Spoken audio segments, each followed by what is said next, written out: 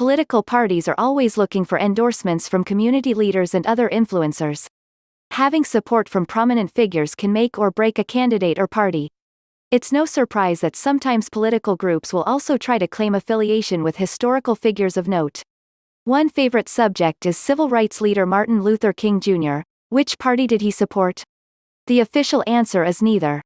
King talked very infrequently about his personal politics and was not formally affiliated with either political party. Nor did he explicitly endorse any candidate. In fact, he stated, "I don't think the Republican Party is a party full of the Almighty God, nor is the Democratic Party. They both have weaknesses.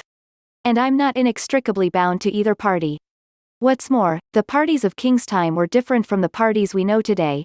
Policies and platforms have changed drastically over time. According to King biographer David J. Garrow, King was fond of some Republican politicians, such as Richard Nixon, although it is almost certain that King voted for Democrats John F. Kennedy in 1960 and Lyndon Johnson in 1964.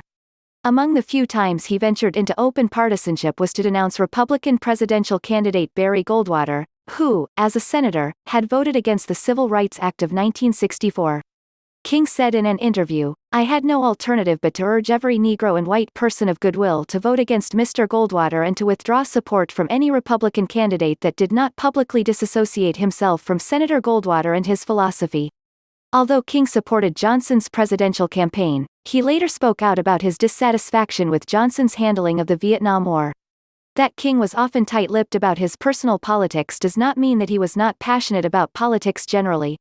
His commitment to social and economic justice for African Americans defined his career, and he frequently expressed skepticism toward capitalism generally.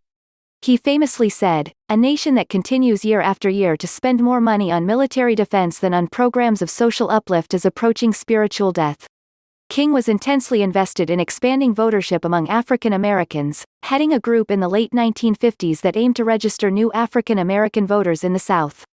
So, if you want to closely align your political practice with that of King, perhaps the best way would be registering to vote and ensuring that others have the right to do the same.